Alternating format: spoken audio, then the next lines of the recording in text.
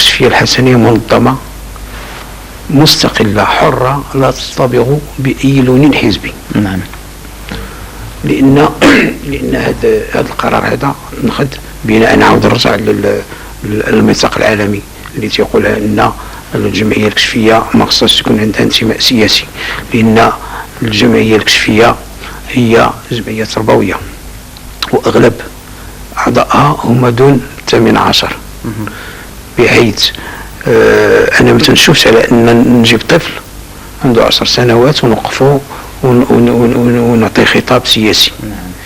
احنا في هدفنا أننا نربي الطفل ونكونوا اللي يكون صالح لتحمل المسؤوليات ويختار فيما بعد لما يكون في سن الرشد يختار الاتجاه السياسي ديالو.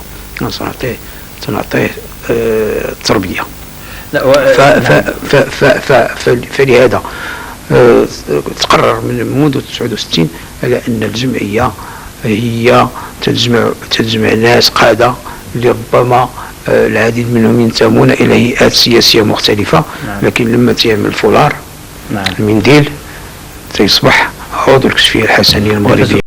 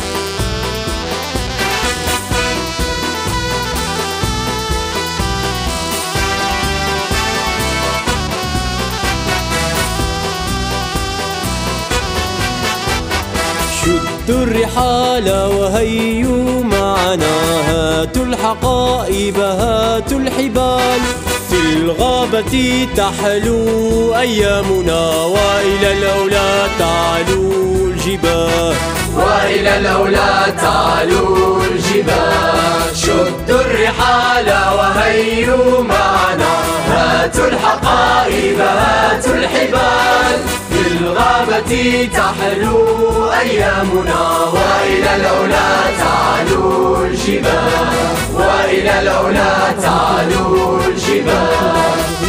الأمر على أن الجمعيات يجب أن تفتح أوراش ديال الجودة حتى تستقطب أكبر عدد ممكن من الشباب والأطفال، وبالأساس أنها تقنع العائلات بأهمية المؤسسة ديال الجمعيات كمؤسسة تكميلية للتربية. لذلك مسألة ورش ديال الجودة لاستقطاب أكبر عدد ممكن من الشباب والأطفال. فمبدأ التطوع هو مبدأ مهم، لأن هو حب الجمعية وحب الانخراط هو اللي تيخلي يكون القائد فاعل في الحركة ديالو الجمعوية، أو بالنسبة للأفراد فهم تيبذلوا كاع المجهود أنهم يتشبتوا بالجمعية وأنهم يستافدوا منها ويفيدوها.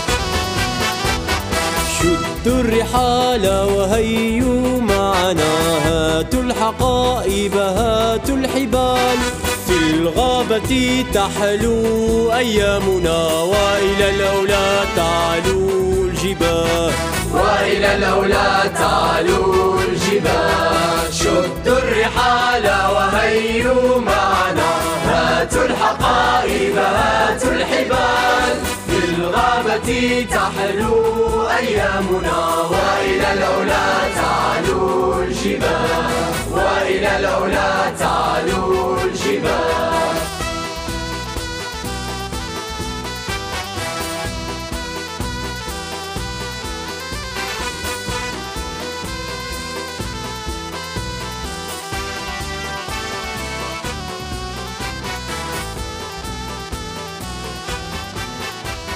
نمشي ونمشي وزاد